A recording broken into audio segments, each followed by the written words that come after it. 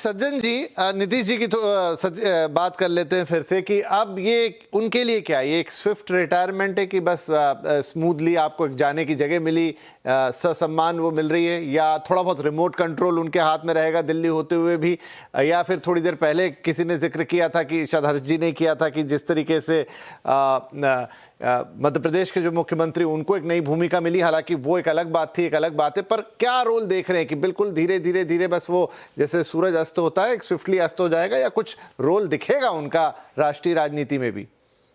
जी, दो तरह की बातें हैं। एक, अगर आप नीतीश जी की आगे क्या भूमिका रहेगी, उसके लिए बिहार का अभी जो चुनाव है वो देखिए, वो एक फेयरवेल मैंडेट था। अगर आप बिहार में गुम हो, पब्लिक को पता था कि ये इनका अंतिम चुनाव है, और वो एक भावनात्मक वोटिंग पैटर्न भी दिखा कि भाई 20 साल में जो भी संभव हुआ इन्होंने बिहार को बदला।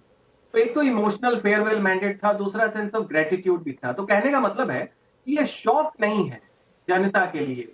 लोगों को पता था कि नीतीश कुमार की जो स्वास्थ्य है वो बहुत ज्यादा अब चलने वाली नहीं।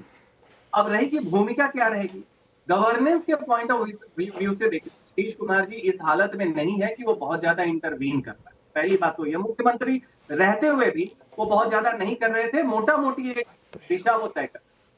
तो उस लिहाज से, लेकिन नीतीश कुमार की सबसे बड़ी भूमिका क्या है कि जब तक वो हैं, जब तक वो एक्टिव है, पब्लिक लाइफ में है, तब तक कि बिहार की राजनीति के एक्स फैक्टर नीतीश कुमार ही रहेंगे। और ऐसी स्थिति में जेडीयू का जो नेतृत्व होगा और बीजेपी, उनको बहुत ही सावधानी से इस चीज का ध्यान रखना पड़ेगा कि कहीं किसी घड़ी में कोई ऐसी बात ना हो जाए कि नीतीश कुमार उस चीज से बिदक जाए। तो उस लिहाज से नीतीश कुमार का एक होता है कि हाथी सुस्त है या बहुत ही स्फूर्ति वाला है, उसका प्रेजेंस मैटर करता है।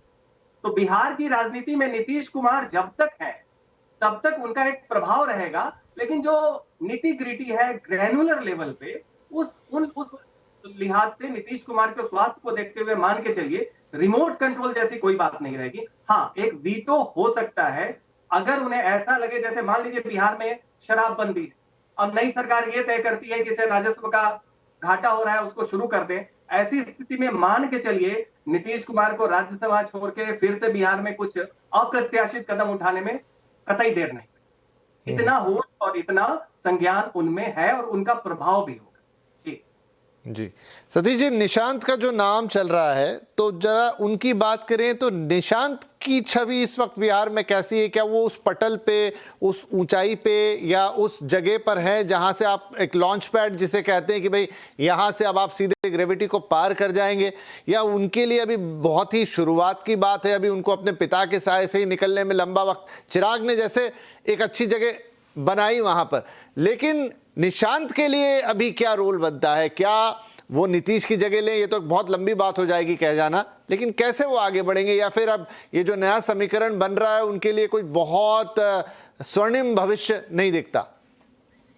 देखिए, निशांत को आगे बढ़ाने में, उनको बड़ा करने में जनता दल यू का सूट बूट वाला जो प्रकोष्ठ है उसने नहीं किया है। वो सामाजिक न्याय वाले ही लोग चाहते हैं कि निशांत आए, वोट बैंक संभालें और उनकी विरासत को संभालें। तो पहली बात ये है, मुझे लगता है उनके लिए परीक्षा है, वो परीक्षा है। और जो दूर से समझ में आता है, जो लोग उनके साथ हैं वो जनता दल यू की वजूद की चिंता कर रहे हैं, पहली बात। दूसरी बात मैं ये कहूँगा, देखिए असाधारण नतीजे आए बिहार में, और 20 में क्या आए थे? 43 आए थे नीतीश के, 43 आए थे। और वही सामाजिक समीकरण वाले लोग, मंडल के पुरोधा लोग, जो सोशल इंजीनियरिंग वाले लोग हैं, उनकी सीटें बढ़ के 80 पार कर जाती है। तो हमको तो कभी नहीं नीतीश जी लगे सूट बूट वाले। तो लगता है वो एक बात ये भी है। और अगर जब आप कहते हैं, जैसे लक्ष्मण जी ने कहा कि सारे मल्टीनेशनल उनके सड़क के पास घूम गए, इसके लिए हमको नहीं पता है कि नीतीश जी को बहुत सेहरा बांधना पड़ेगा। अगर वही उनको बांधना ही है तो फिर हटाने की क्या जरूरत है? नंबर 3 और नंबर 4 ये भी जान लीजिए, जब सामाजिक समरसता या सामाजिक सोशल इंजीनियरिंग या जो कहते हैं मंडलवाद या ये आदि को अगर आप फ्लॉड एक वो कहते हैं सोशलिज्म कहते हैं, तो इसको आप क्या कहते हैं? 10,000 रुपया देना, ये कौन से किस चीज से आता है? और दूसरा कि 80 करोड़ लोगों को मुफ्त अनाज देते हैं आप, तो क्या ये सूट बूट की पॉलिसी से है या सामाजिक पॉलिसी से? हालांकि सतीश जी, सवाल तो मैं लेकर अगला जाना चाह रहा था आशुतोष सर के पास, लेकिन ये सारे सवाल अपने बगैर नाम लिए ही हर्षवर्धन जी को दाग दिए हैं, तो उन्हीं से रिएक्शन लेता हूँ। फिर आशुतोष सर आपके पास आता हूँ। हर्षवर्धन जी, नहीं, फ्लॉड कहा तो इस पर जवाब जरूरी था।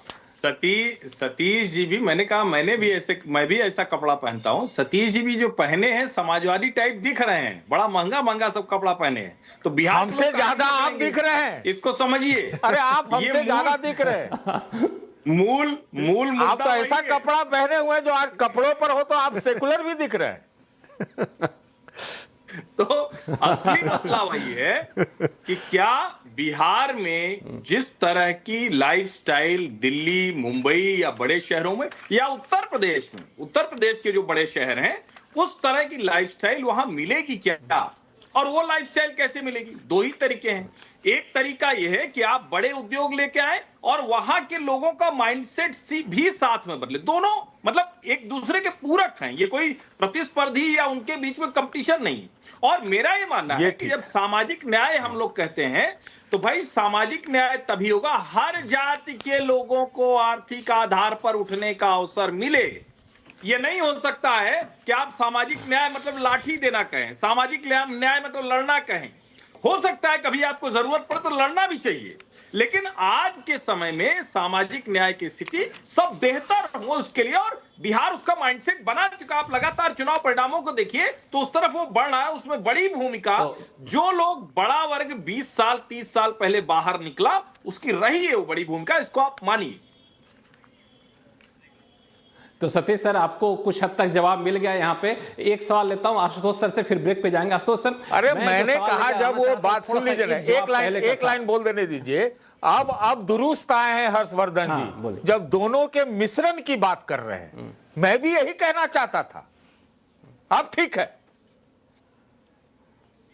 बस हो गया। देखिए ठीक है, मान गए, सही है। आशुतोष सर, हाँ लक्ष्मण जी, देखिए मैं अच्छा वो इस डिबेट के बहाने नॉर्थ पोल साउथ पोल मिल गए। आशुतोष सर, मैं एक सवाल पूछना चाहता, बड़ा एक क्रिटिकल सवाल है, हमारे दर्शकों के लिए ज्यादा जरूरी है।